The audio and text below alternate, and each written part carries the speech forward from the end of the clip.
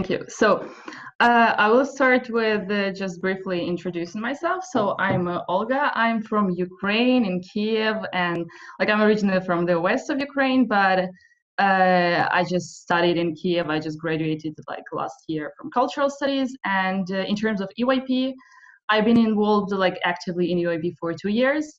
I've been a delegate only once, then I had a break for a year, and then I started mostly with the EYP media, with the Kiev regional session, and what I've been doing there was also mostly videos, not so many to be honest. I think I've done only 5 videos in total in EYP, but during those 2 years and with those 5 videos that I've created, I got really interested in that, and currently in the last half of a year, I just switched to video editing entirely, and currently I work as a freelance video editor. So that's kind of my EYP background, a bit of my personal background, and also a few notes. There are only 4 of us here now, but just a tiny instruction of how I think we can work with that now. First, I have a brief overview of what are we going to talk about, and that's a video in different stages of it. So it's development, then it's filming and post-production. And after each section, we can have a small Q&A. If you have any questions, you can just write them down in the chat. I will also review the chat after each section.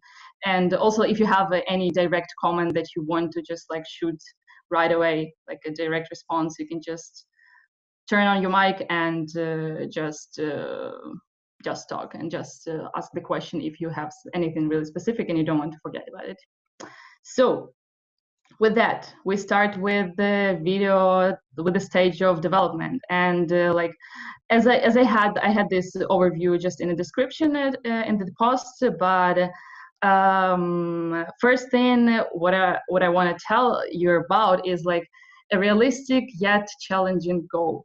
So we have a lot of videos in EYP, and it's really a thing that we produce so much content every year, and there are so many sessions. But the thing that I've observed over the last 2 years is that most of these things are just really very generic, and I guess the reason to that is that because we really tend to concentrate a lot on the sessions itself. So when we think about our target audience, we think about the session participants, and the problem here is that all the sessions are really, really similar, and you can't really extract that many ideas from that. So that's the reason why we have so many repetitive projects, and that's the reason we can't actually, I think, that open and use all the potential that EYP Media has. So when I say about how to find the idea for the video and how to find the realistic or challenging goal, it's not really that much about how you brainstorm the idea or something, but it's more about the mindset that you have. And this is, on the one hand, I could divide the videos that we have in EYP in 2 categories mainly. This is things that concentrate on the content, on the storytelling, and the other things that are more artsy projects that are not that much about the meaning, but are valuable for the other reason. And here's the thing. On the one hand, when we speak about those projects that are content-oriented, it is we really tend to take the ideas from the sessions, and someone saw, especially when it comes to the delegates, you've been to the sessions a few times, and then you just see, okay, this project was cool, so I want to do the similar, I want to make a similar project at my other sessions, and then it repeats, and it just all over the place, it's just the same. So how to get outside this EYP kind of EYP session box, because it's not really even EYP box, but EYP session box, that I would say, how to get out of this frame. It's I think that every person has, for as trivial as it might sound, but I think that every person has something really valuable to share from their personal background, because each of us comes from different background, from different culture, from different we have different experiences that shaped us. We have different experiences that made us those people that we are. And this is something valuable that we can share. So each of us has some particular message that can deliver, that can potentially deliver. So instead of concentrating on what would be suitable to make for this particular session, which would be the same, or not the same, but very similar to other sessions. What if we just try to concentrate of what we personally can bring to the session from our personal, very intimate world? Like, even if we speak about, like, the good example here would be just if you're interested in music, and you can just create some artsy video on how to just playing on different alternative instruments or something like that. Or on the other hand, you can just interview people about their music interests. So what I'm saying is that it's actually quite easy to link your personal interests to the session instead of thinking of the session, what can be super suitable for the session. So I think that it's quite okay to be selfish in terms of when you create your project. It's quite okay to bring something from yourself, from your own background. And the other thing here, and especially I think it applies for those projects that are more artsy and that are not that much content oriented, but still it works for both. What I think could improve the quality of each video that we produce is that if every time that you go for a project, that you go for a video, if you set a very practical, technical goal for each video, like it can be anything. It can be, for example, like if we speak about post-production, like you can concentrate on color grading. And if you make your project around this goal, around color grading, or if we speak about filming process itself, it can be you want to learn how to work with the different types of light, if it's possible to get different types of light, or you want to learn how to work with natural light, or just it can be really anything. You want to learn sound design, so you create your project around sound design. So if you go for a project for video, and before just jumping into it blindly and before starting anything, you have a very specific goal for this video. You have a very specific goal, maybe a list of goals that are technical, and if you concentrate on this with every video, with each and every video, you can just really improve your skills. Because honestly, like after first, second video, you learn the basics, but then how do you improve yourself? How do you improve your videos with every time?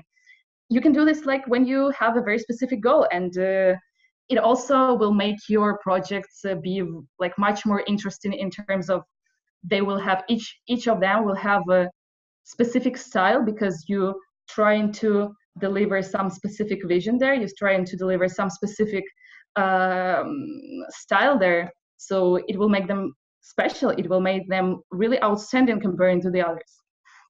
So there's like, yeah, two things here. So on the one hand, try to bring something from yourself, like really personally from yourself, something that you want to, like the message that you want to share. Because if you work with something that you genuinely care about, that means that you have some knowledge already about this topic, about this problem, about this interest. You have some knowledge and you have something to share. And if you share it, it's going to be much more interesting for people to watch if you share something that you know something about, rather than you will just go for another general video. Yeah. So that applies for both. And another interesting thing here is that is the thing that I've learned when I've been to this seminar on screenwriting for short movies.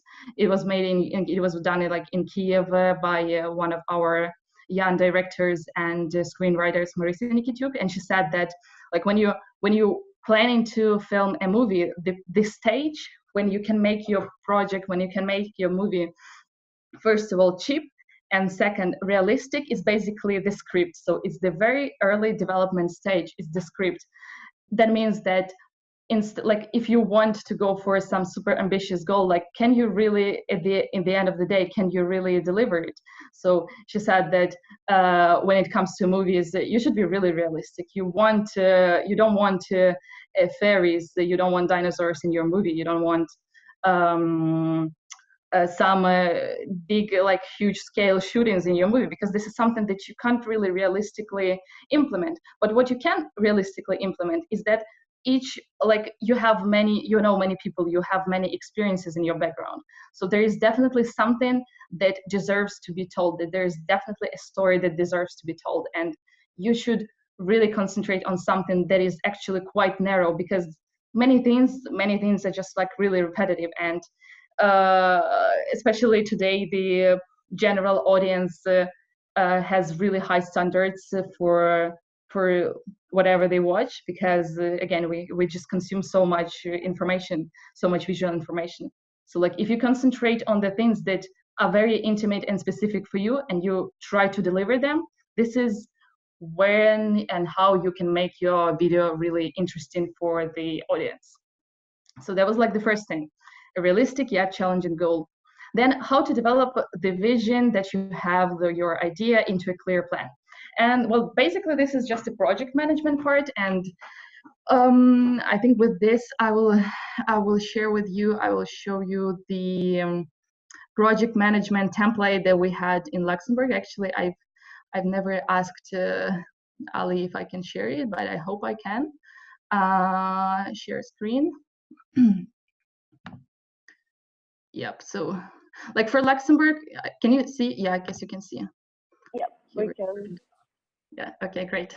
Yeah, and just if anything, I'm probably not in the like, I don't have the tab open with the Zoom. I have like different tabs open. So if anything, Mariam, just like let me know if I'm here or not, if you can hear me. No, I mean, we don't see your face right now, but we see your screen. Yeah, all right. So basically, like for Luxembourg, and I'm not sure who exactly from our editorial team made this spreadsheet, but there was something that helped me a lot to develop my like the documentary that I was making. It just helped me a lot to develop it. So basically, it's just a template. Like this one is quite advanced, but you don't really need advanced template to for your project every time. It really doesn't matter.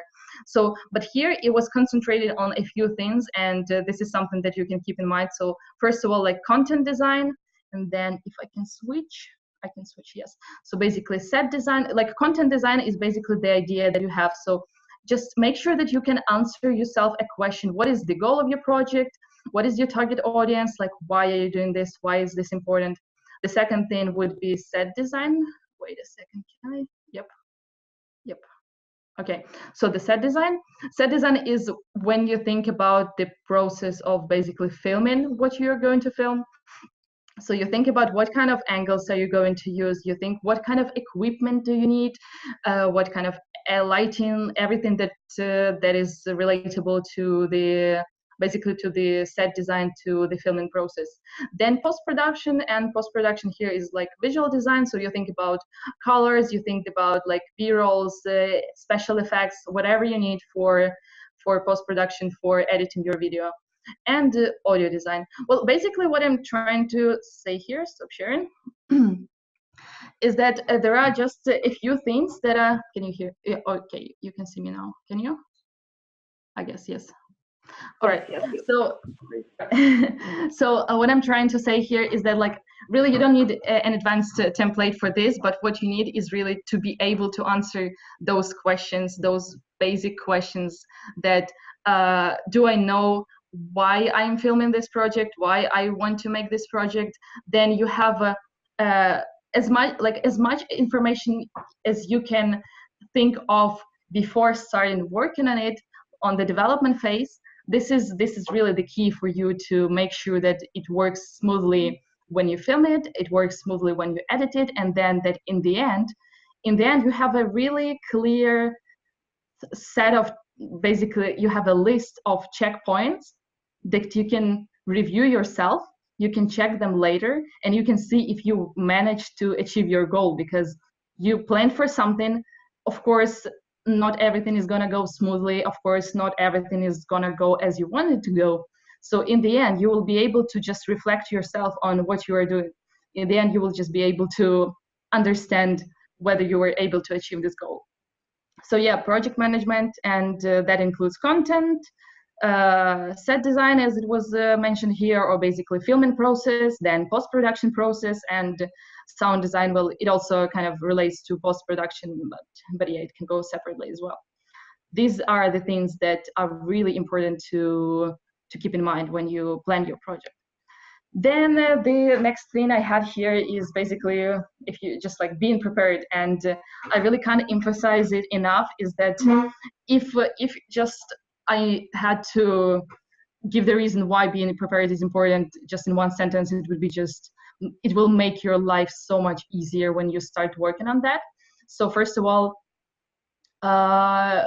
if you spend enough time on the development phase, you will be able to really be efficient when you film your video, and you will know what exactly you're looking for. You won't be just confused, because of course, like everyone had this experience, and I had this experience as well when I was filming my first video, and I was there was a key original session, and I wasn't able to deliver this project because I wasn't really organized. But then I just promised myself that I'm going to deliver this project at the next session, so I decided to go for the same one, and I implemented it in the next session, and it turned out great. But I was really prepared when I was just working on that on the development phase.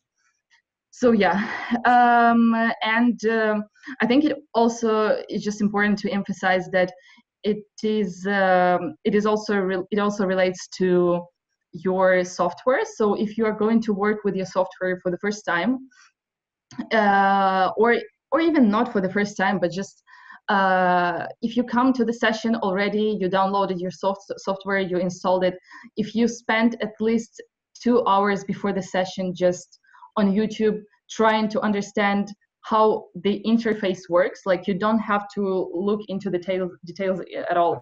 You don't even need to download any video or try to edit it. You just, like, when you open your software, like I work with the Premiere Pro, when you just open your software, and if you know how the interface, it's just much easier for you when you come to the session. You have to deliver it in such a short time, so it will just really help you. And the same for being prepared is that if you have a script of shots that you're gonna need, it might also be super helpful. And I think that I can actually show you here.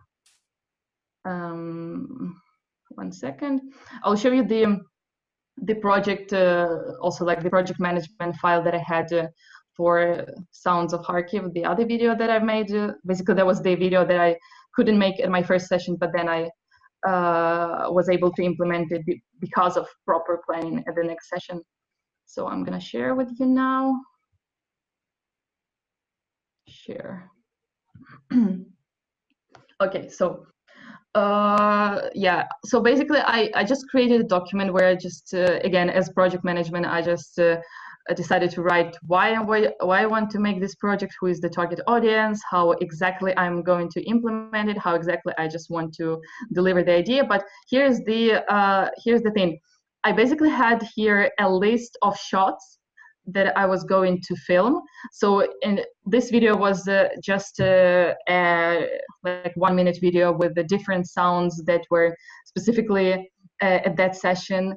And to create this video, I just listed those shots. So I had the checklist of the shots that I had to film. And if I would just go to the session not knowing exactly what I need, I would just go randomly and find kind of appropriate moments and kind of find the moments that fit my idea. It just wouldn't work. Well, it didn't work because I tried it at another session, as I said before. So for the next session, I just decided that I have a checklist of things that I need. And I decided to just go and make sure that each of these things, that I have them here when I film. And again, back with the video. So being prepared. And the last thing here is basically quite simple, is that you're probably going to need an audio. You're probably going to need some soundtrack or something for your video. So just have a playlist, and just whenever you go, like you listen to music, and sometimes you feel like, oh my god, like this music can actually be a really good background music for a video potentially. Just make sure that you have a playlist that you just from time to time you fill it in and you add some new music there. And yeah, it would just make your life so much easier when you start editing. And that was the end of the first section. So maybe if we have some questions, so we can make a short Q&A. Anyone wants to ask anything? Mariam, do you want to ask me anything? I'm just like very impressed with everything so far. So no constructive questions, just impressions. All right. So if you don't have any questions, then I will just move to another section, which is much more interesting, in my humble opinion, which is filming. So filming, and I have here, I'm going to talk about three things here. First is what does it mean to shoot for edits? And it's a really interesting concept that I've learned about when I was researching on my documentary, when I was researching for just like different important things for video making. So what does it mean to shoot for edits? Then we'll talk a little bit about interview and how to film interview from the technical point of view and from the more like a personal human perspective, how to work with people when you film interview, and what can you learn from professionals when you watch their works. So first, shooting for edits. Yeah, these are going to be just like super practical tips. First off, hold the shot long enough. And yeah, but what is the concept of shooting for edits? When you are an editor, and like when a professional editor works on any kind of movie, is only a video editor. So he or she, they just get a footage and they work with the footage. And the professional video editor can always tell if the person who was making the shot, the person who was filming it, if this person is not a professional, because there are a few things that will just like really improve the quality of editing. It will just really make it much easier, is when the person who is filming it just knows those things. And since you are the person who is going to film this, since you are the person who is going to film and both edit, this is just the way for you to make your life easier when you edit the video. So first of all, hold the shot long enough. And that means that have a few seconds before the shot. Well, that means that, okay, you are trying to film something, you are trying to film a person talking or something like that, you are trying to catch the moment. You start filming, and then make sure that you have those few seconds in the beginning, make sure that you have those few seconds in the end, especially. So if something interesting happened, you filmed it, and you just turn off your camera right away. This can sometimes be a really, it can turn into footage that is really just hard to work with, because when you just cut it way too early, it might be really complicated to assemble it with the other shots so that it just works smoothly. So when you hold the shot long enough, it will be just much easier for you when you edit to make sure that you can just make those transitions really smooth. Then the second thing is film enough B-roll. So yeah, if you know what is B-roll, it's basically additional footage of, like, especially it is applicable when we talk about interviews. You have the first camera which shoots the person, and you have some additional footage that can be really related directly to what the person is talking about, or can be just like B-rolls of maybe some landscapes or whatever. So it's an additional footage that you add.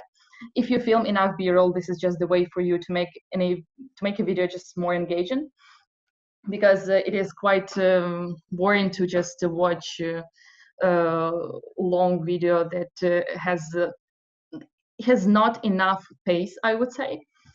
The next thing is okay, it's just like use this SLATE. What is SLATE? You probably know what is this thingy that most that is being used in filmmaking, and like myself, I didn't know exactly what this thing is for, so I'm quite ashamed to say this, but I thought that this is only for people just to see what scene is that, what take is that. So basically they have this information on this board and they clap it. But what I just discovered recently, well, I mean recently when I was just working on my documentary, what I discovered is that this thing is mostly used to synchronize your audio that was recorded separately from your video. So when you use external audio recorder, so you use a microphone that is not connected to your camera because you want a high quality sound, then it's really complicated sometimes to find how to synchronize your audio with your video when you edit it. But when you have this clap, basically, you have a visual clue, and you have this in your timeline when you just edit the video.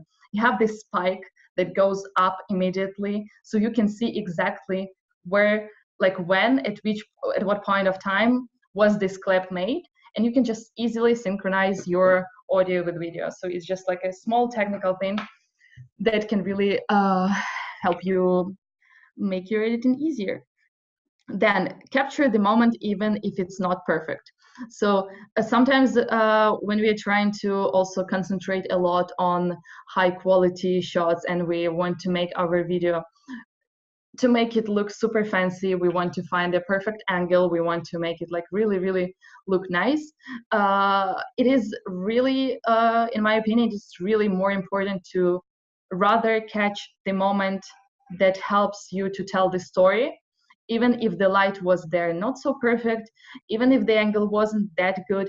But if this shot really helps your story, it is much more valuable to catch it rather than having a set of perfect shots that are not that valuable in terms of story. Well, yeah, but that's generally my motto, is that rather storytelling first, then the quality of the picture goes second.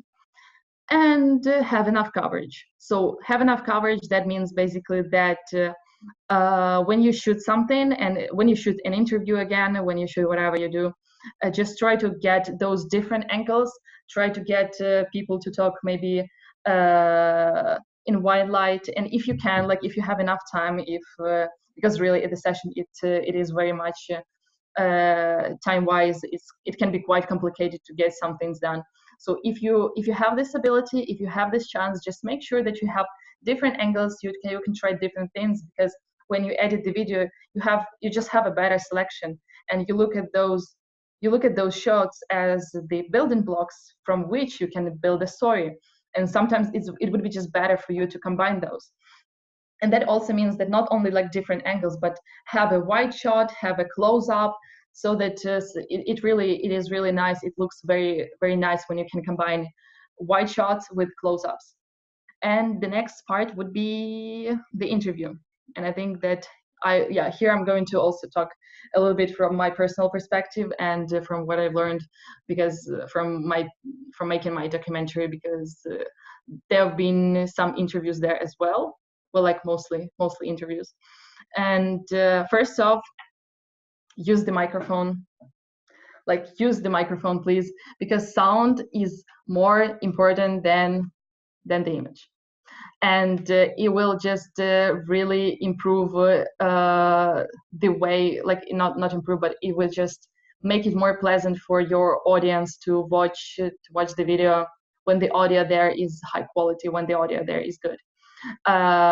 Because even if the resolution of the footage, even if the quality of the video itself is not that perfect, when you can hear clearly what people are talking about, it is still okay for you to understand. But if you have a high quality footage, but then you just hear a lot of background noise, you just hear some music on the one hand, you just can hear some other people talking there, you have a lot of background noise, it's just impossible to concentrate. So sound is really more important than the image. So use microphone.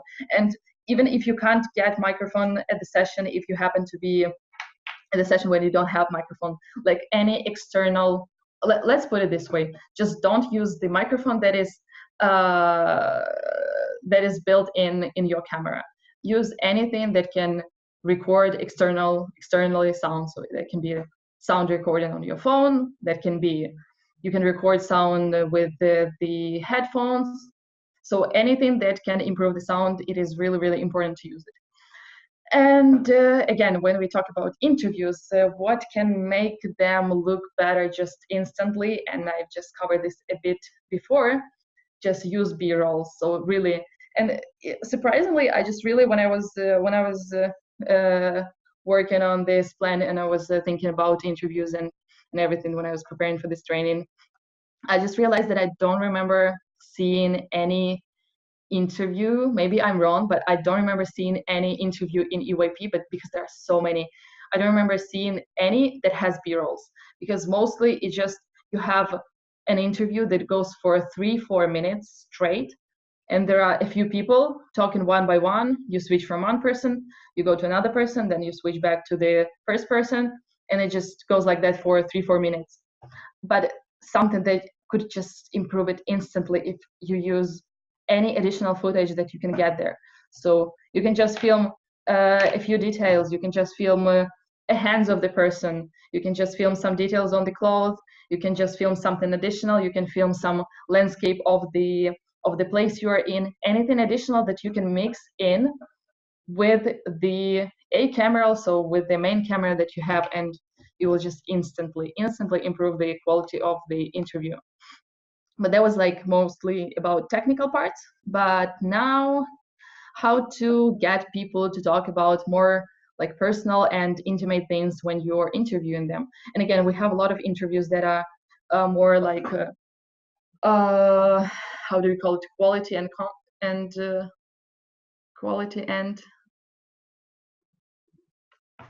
Mariam, can you help me? Quality and quantity. Okay, there we go, quality and quantity. So if we talk about interviews, like there are a lot of interviews that are really concentrated on quantity.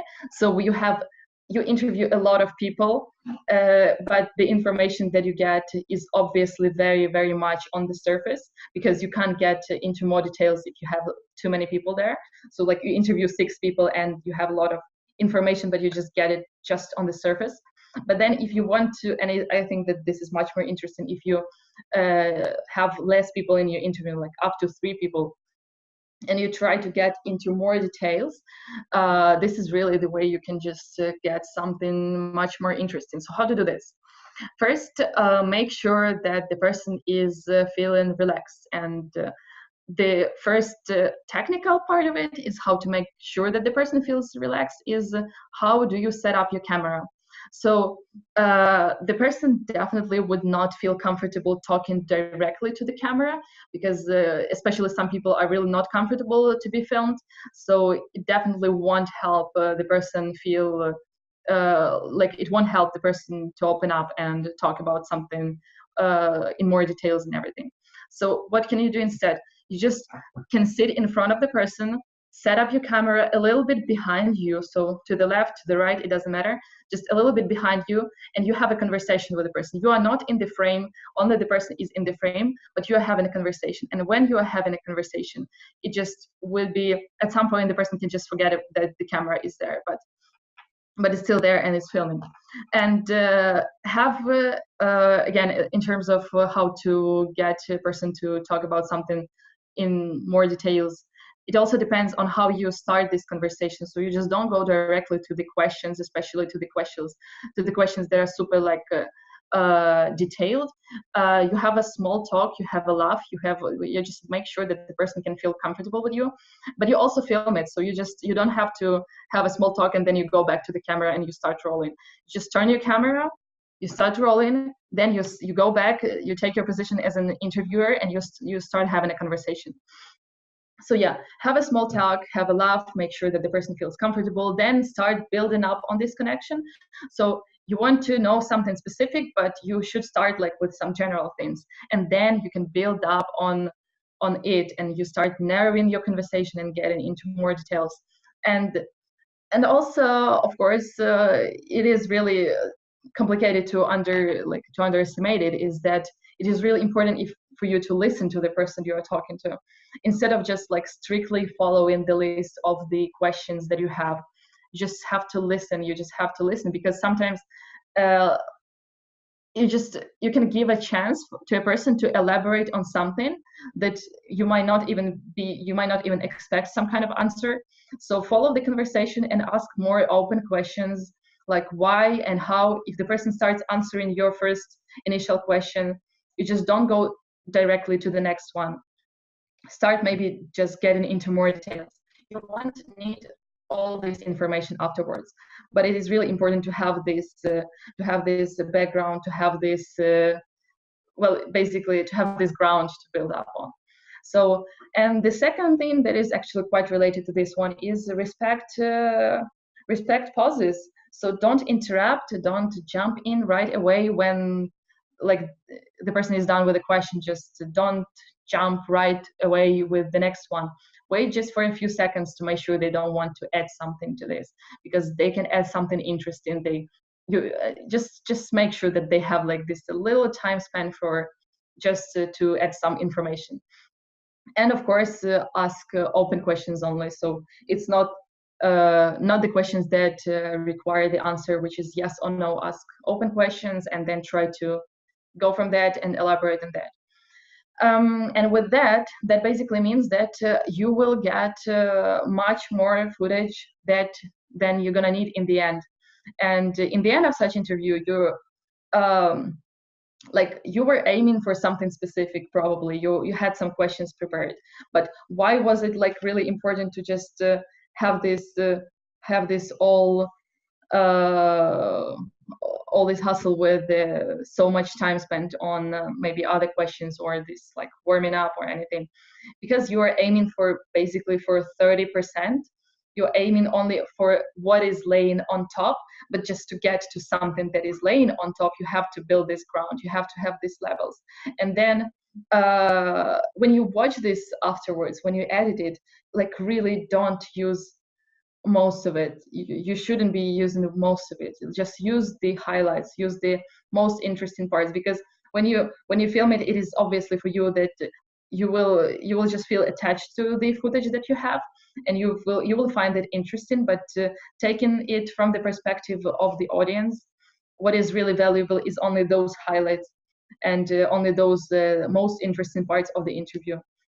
So you need those 10 minutes just to get to, let's say, 10 minutes of the interview just to extract it all to like 1 minute of one person talking, and then you have maybe a few people, and you can combine it like into the interview of 2.5 or 3 minutes, and that would be like more than enough.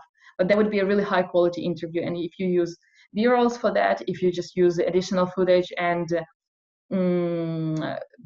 make sure that also like when you edit it that you have a storyline there, then it's going to be something of a level like much higher quality than just another interview of people sitting and answering one by one the same question for 4 minutes.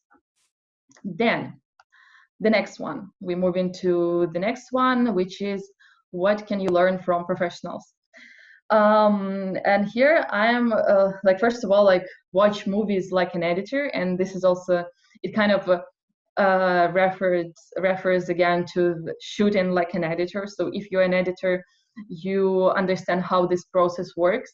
You can also deconstruct the movies. You can also deconstruct the works of the other people, of the professionals, and you can learn something from that. And I'm gonna give a very specific example of how I was making my documentary, because at some point I just had a problem with music. I had a few music tracks that I wanted to add, but first when I started just putting things together, I just made like let's say 4 minutes of video without any music, and there were like people just talking, and I was just combining it with B-rolls, but it felt like way too much information. I couldn't really realize at first like what exactly was going wrong there, but I really had this feeling that like, okay, this just doesn't work, but I couldn't understand what exactly doesn't work. And that's a big problem, because sometimes you watch the video of some professional and you just don't understand why your videos don't look as good as what these people do. And it's really not that much about like the quality of the camera or the color grading. There are so many more details to this, but you just don't understand what exactly is wrong. You have this feeling, but you don't understand what's wrong. So I had this problem that I didn't know when I had this shot assembled for like 4 minutes of just a person talking and combined with different shots. I couldn't fit the music there. I was trying it to put it like in different ways. It just didn't fit, and I couldn't understand what exactly is going on and what exactly is wrong. But then I had an idea, and I think that this idea is interesting enough to be shared. So I had this, I watched one documentary on Netflix. It was from the series called Abstract, about like design, architecture, and art, and different stuff like that. So there was one episode that was particularly interesting for me. it was about the Danish architect, and I'm gonna share with you the screen now to show exactly what was that about. So yeah, there was this episode about Danish architect, and I decided that I'm just going to look at this footage, to look at what he was like, what the editor of this episode was doing, and at which parts of it he was adding the music. And I made. I'm just gonna share the screen now. Okay, you can see now. So this is what I've made, and I'm gonna explain now what exactly this is. I basically made a timeline, just the way I see the timeline in my in my editing software. So in my Premiere Pro, like on top you have some video footage. Here in the middle there was the part like with the interviews, and in the bottom the last line was music. So what I was trying to do, I was just trying to understand how exactly they were putting together people talking, music, and B-rolls and everything. So, and I actually realized there is some tendency here, and it is especially visible here with this two last lines. So there is, like, you can see this light blue, not sure exactly how this color is called, but light blue. You can see this color here. This is going to be like an open shot of each, let's say, like each small part of the story. So this is the open shot. Then it starts without the music. So like the person is talking, there is something going on, you can see some B-rolls. And then by the end of this part, you can see the music. So the music goes just right before the next part of the story opens. You have here again, open shot, the person starts talking, then music comes in. Then again, open shot, someone talking, music, open shot, and music. So basically, I just realized there's a tendency here. And I was like, okay, that actually helps a lot. There was like one thing here. But on the other hand, there was another interesting discovery for me that I didn't expect to have. And you can see it here on the top. So I just realized that the way I had it in my documentary, I had people talking all the time. It was really kind of, you just get way too much information in 4 minutes. You get all the information. It's getting just complicated to follow it at some point. So what they had here is that you have someone talking, like here, this red line, then music starts going on, and they have like 5 seconds span, like they just have a 5 seconds break. Then again, someone is talking about something. Then again, 5 seconds break from talking, but still music is going on. Then again, the phrase, 5 seconds break. So I just realized that, okay, this is this is how it works. And I just realized that this is how basically it is just why it is easier for you as a viewer to just get this information. It is not so overwhelming because there is not so much information as it was in my video when I was trying to make it. So I basically tried to deconstruct what I saw at like on this example. I just tried to deconstruct and break it into the pieces as an editor, and to see what can I learn from this. And this was like super helpful, because from that point on, it just went really smoothly in terms of like I really knew where exactly I have to add music, and I really knew that I need those breaks. I need those breaks to make sure that it is not so overwhelming to watch. Then another example here, again, how you can learn from the professionals, and this is also was the thing that I felt really overwhelmed by the fact that I don't understand what exactly is wrong with my video, but I feel that there is something wrong. Where there were like when you cut from one shot to another, and the sound just you can literally hear the cut from one shot to another every time. But then at some point I just came across one just video, like YouTube tutorial on video editing, and I just discovered that in order to make it look smooth, you just have to start with the person talking like a second before you can see the person. So basically you don't break your video and audio, just like you don't have the same cut at the same point. Like sound like sound interferes a little bit earlier than the next shot, like the next visual part of it. And these are just like the small things. So these are just the examples how you can actually learn and how you can just educate yourself from watching the works of other people. So the next thing would be post-production, but maybe we have some questions here because I'm already tired of talking. Maybe if someone wants to ask me something. So how long does it usually take you to plan all of this, you know, shots ahead? Like how much time do you think it takes to prepare, for example, like a typical EVP final for 3-4 minutes video? Yeah. Well, it really depends though. How long does it take? Well, like if it also depends like whether you're going for something that is like entirely new for you or you're going to work with something more or less familiar. But the thing is that most shots that you're going to have, it's not that you have to like as they do this in cinema, that like in professional filmmaking, that they have like the storyboard of each particular shot and they have like a real picture of each shot of how it's going to look like. You basically have some set of shots that you are kind of aiming for. So for example, and if I can find the again my plan for a Luxembourg video, 1 second.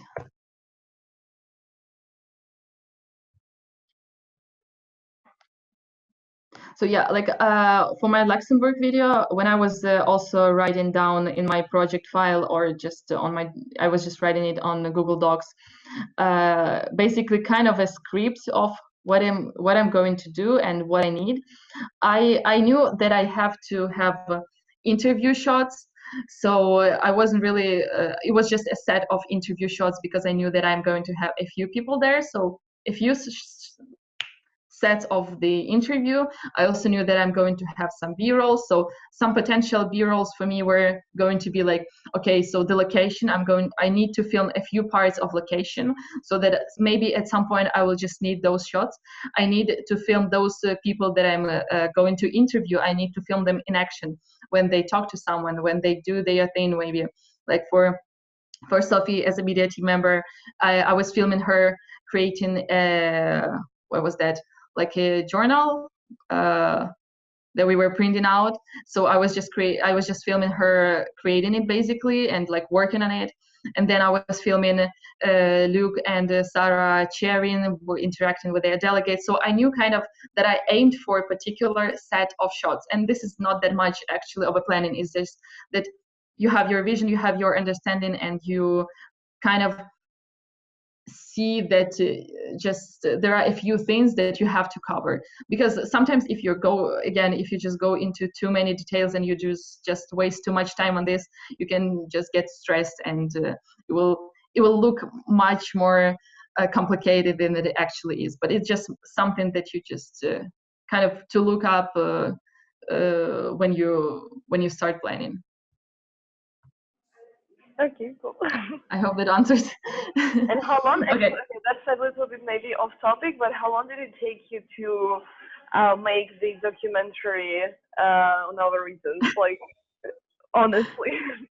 Like to make the documentary, how long did it take? The whole thing? Yeah. The editing, yeah. The editing. Okay, so basically, well, I expected. Oh my God, where it goes? Okay, so I expected to have it done by the end of the session. And this is like the fun part of it, because I was hoping that I'm going to have it done at Luxembourg and I'm going to show it at General Assembly. What was the reality is that I basically, I just published it 2 weeks ago. So just as much as 6 months after. And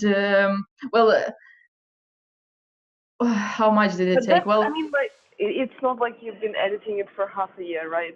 So yeah, exactly. But it was a really complicated process in terms of that, especially in this stage of when I like color grading or anything like that. Like those last bits, they were quite easy because it's just like a very how to say it, it's just like a technical part. You just do the same thing over and over again. But the complicated part was storytelling and trying to build a story in the beginning.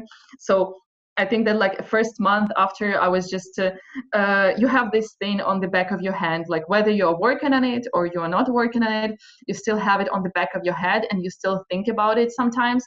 And I was just sometimes would just sit and try to draft just on a piece of paper, how can I rearrange those story in, like where should I just start with whom should I start, then who would be next to continue with, or like whether this interaction is reasonable or not, whether I need this information or this is too much, like does it make sense to the viewer.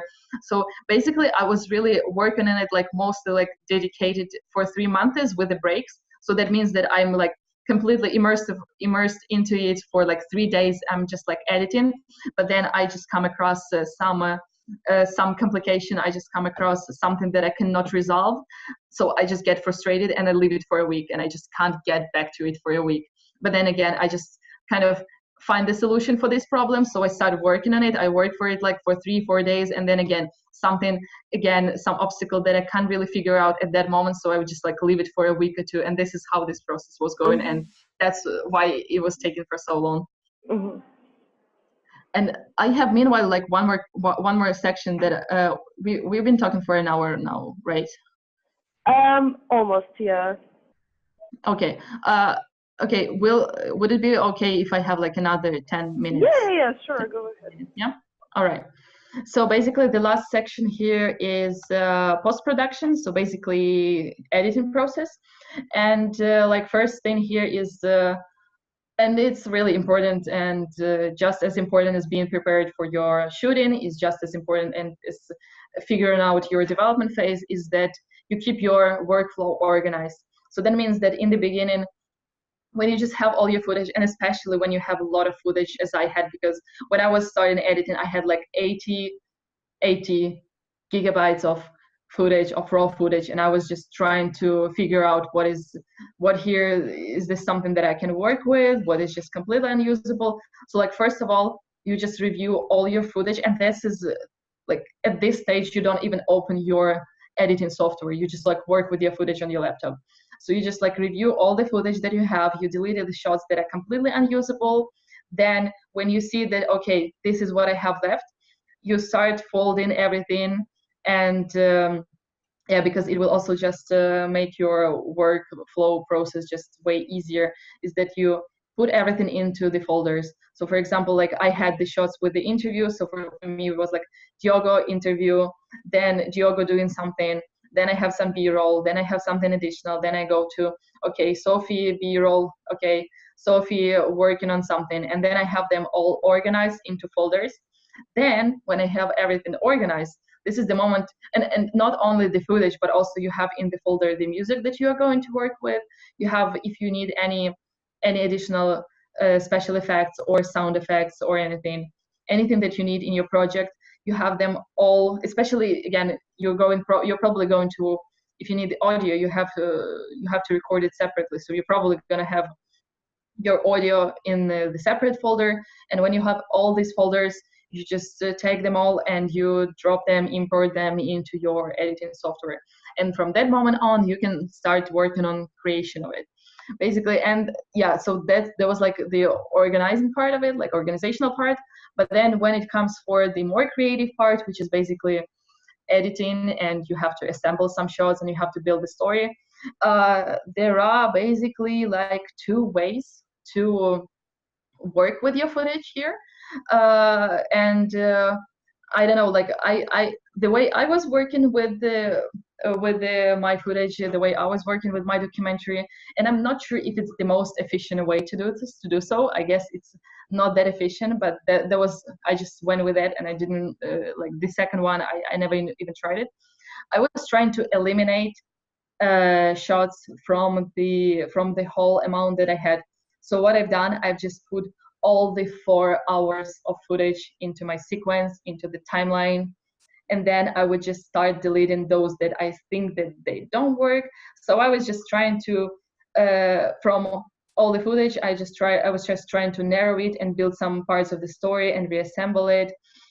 But the problem is here is that it might be actually much more time consuming process than the other way. And the other way is that you pick you have your footage, you review all the footage that you have, so you know exactly what is where, and you pick the highlights. You pick the highlights in your project. You start building from them. So basically, you build up on the best shots instead of eliminating from all the amount that you have. And this sounds like reasonably more efficient. I think that I'm going to try this technique at some point as well, because eliminating, especially if you have too much footage, it's just a lot of time. Well, editing is a slow process anyway, but eliminating it, I think that it makes it even more slow. And honestly, like, I don't really even know whether, like, it definitely would turn out a different project if I was building up on the best shots instead of eliminating. Whether it would be better, whether it would be worse, I have no idea, and I think that we will never figure out. But still, so that you know, you can do it like either this way or this way, or any other way that is comfortable for you. Don't delete it right away, the shots that you don't like. You can just leave them accessible, because again, since the priority for your video is going to be your story, you just find the best shots that you think that they work. And sometimes you can, when you combine the shots that you thought were good, they actually just don't go together, and they just don't look good together. So instead of that, you can just pick those that you didn't like before, and they will work out. So just don't delete them right away. Leave them accessible. Another small tip from my personal painful experience is that don't waste your time on color grading or sound correction before you have the whole video finished. Because what I've done, I was just sometimes I was too kind of tired of working on storyline, and it was really that sometimes it just didn't work out. I didn't know how to put the shots together. So what I was doing, I was just procrastinating on color grading, and I would just color grade random shots. Some of them didn't end up in the final video anyway. But the worst part of it was that when I had the project done, and when I was about to start working on color grading, all I had to do is just to delete all the settings for color grading, because they were completely unusable. I had to make it consistent. I had to make it like look really good one next to another, and not just like random shots colored. So color grading and sound correction, just leave it until the very end, because most probably it just won't help working with that earlier. And a few more things here. Story, what do I have here? Yeah, like when you build a story in your video, don't think of it as a timeline necessarily, because also there is like such a phrase or something that editing, like video editing, is lying in order to tell the truth. So it's not that you necessarily have to keep your shots in the same order. You can rearrange your shots. You can rearrange your shots so that they make sense as a story. So you have those building blocks. And it was also the same for me when I was working on my documentary, because some of those things I first just it was, I guess, the part with Luke or something, when I was just trying to make it in the order of how the things were happening, at what time the things were happening. But then I knew exactly what was happening, so it made sense to me. But when I was just trying to take a perspective of a viewer, or just I was just showing it to anyone who was not biased, who wasn't there, and it just didn't make sense to them. So what I had to do instead, I had to rearrange the shots in terms of timeline, so that the people who are watching this can make sense of it, and can understand what was going on there, because just otherwise it just wouldn't make sense. And the last part for post-production, and that probably like the saddest part of it, again, there's like I've heard it from someone talking about documentary filmmaking or something, that video editors shouldn't be allowed to be on filming set. Like, video editors shouldn't be allowed to see the process of filming. And why is this? Like, why is this the same thing? And what is this about? It's that when you're filming something, you're just like really getting attached to your video. You're getting attached to the characters that you have. You're getting attached to the funny moments that you have. But the problem here is that, again, those people who were not there, those people who were not a part of it and who did not see this in person, it just not as valuable for them as it is for you. So it is really complicated, but it is extremely important to be really critical on your footage and on what you have. And when you edit it, just to take a perspective of a viewer and just like, is it really funny? Is it really crucial for the story? Is it understandable for the person who is watching this? Yeah, like these things. So some external feedback would just always be super, super useful for this. And again, there was the end of the third part. I have a few small tips left, but if you have any questions, we can also have, I can also answer them. Or if we don't have questions. I think we're good, yeah. All right. So, what we have here, yeah, these were just a few random tips that just didn't really fit in the rest of the narration, so I just decided to keep them separately, but they are super, super small and like more or less practical. When you use the external sound recorder, that most of the time they would probably be your phone. So you either just have a microphone that you attach to your phone, because like my microphone, lavalier mic that you just put in your cloud, it just doesn't work with my camera directly, so I have to record it separately with my phone. So you most probably will use your phone for recording, and when you do so, just make sure that you title the sound recordings right away. Because if you have many interviews, if you have a lot of things going on, and then in the end you will just get a huge list of like 10, 20 audio clips that just don't make any sense to you. So just make sure that you title them. It would be just easier for you to find them afterwards.